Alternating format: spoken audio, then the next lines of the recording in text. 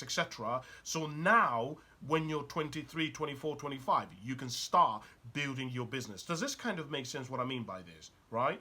And so my point being is that as a man, as a woman, you want to begin to figure out for yourself what stage of life you're at.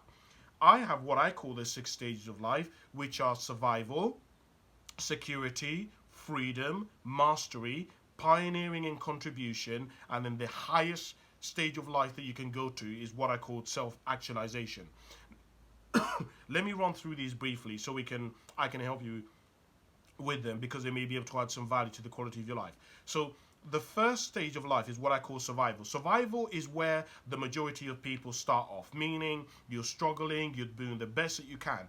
The key word that I give at survival is reacting. It, the key word is responding, meaning when you're on survival, all you can do is react. All you can do is respond. All you can do is the best that you can do. But then the level beyond that is security. When you get to security, it means that you've worked really hard, you put effort in, you've worked extra hours, you worked extra on your marriage, and now you've got a marriage. Maybe you were really terrible with women, and now you've managed to get a wife, okay? And now, for what a lot of people do is they stop growing, right? And so the key word that I use here is maintenance. A lot of people, instead of growing and developing and fertilizing their relationship or their life, what they do is they try to maintain it. They try to keep it exactly like how it was in the very beginning. And we all know that there is no such thing as maintenance. Anything which is not growing is automatically dying by default, right? So it's actually better to grow something than try to maintain it, because it is much harder to maintain something than to grow it.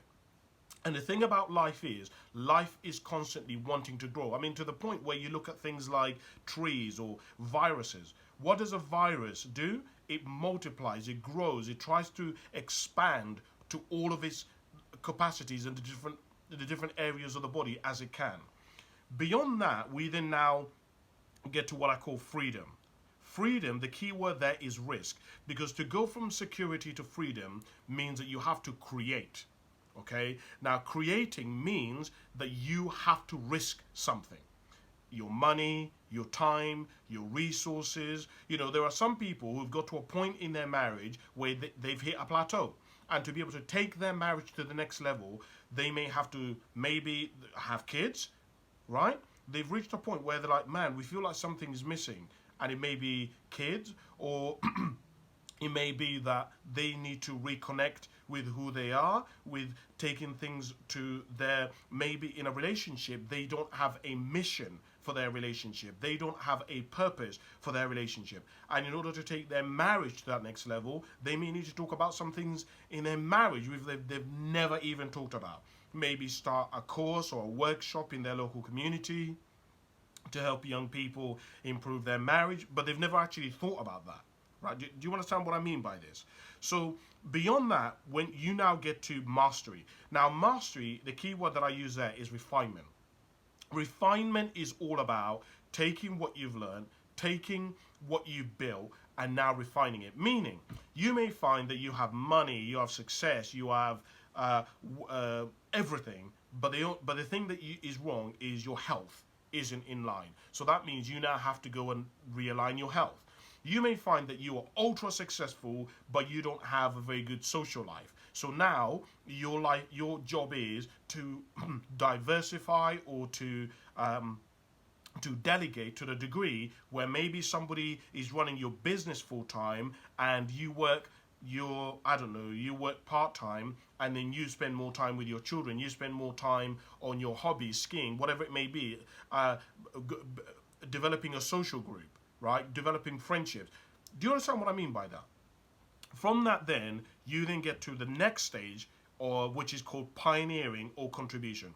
So basically, when you get to the point in life where you have everything, okay, I'm talking about somebody like Kevin Hart. You have money, you have a family, you have kids, you have influence, you have power, you have income, you literally have everything that the average person could possibly want. Security, health, everything.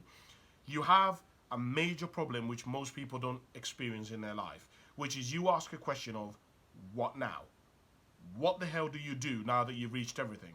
Now, most people are not taught about this because most people don't ever reach this kind of stage in their life. So when you reach this stage, you have two options.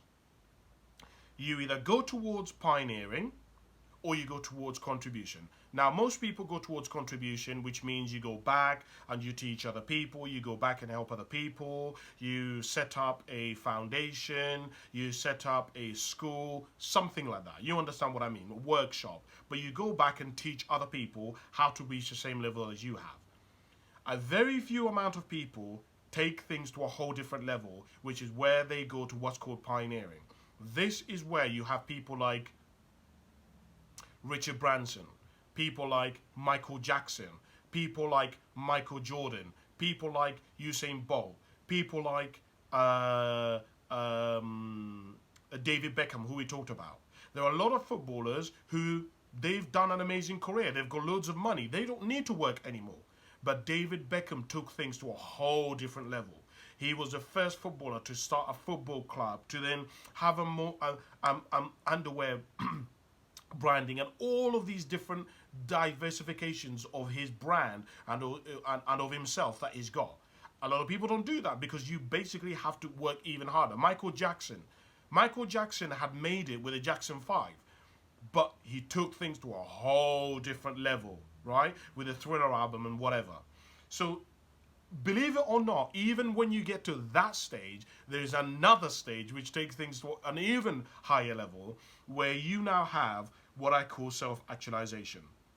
Now, self-actualization is the highest point of life, and the average person doesn't reach this. This is a stage of life where you have people like the Buddha, you have somebody like Oprah. These are the kinds of people who you get at this kind of level, right? Because you have literally done it all. You've pioneered, you've achieved success, you've got family, you've got happiness, you've got joy, you're healthy, you are influential, you have great friends around you. You literally have everything.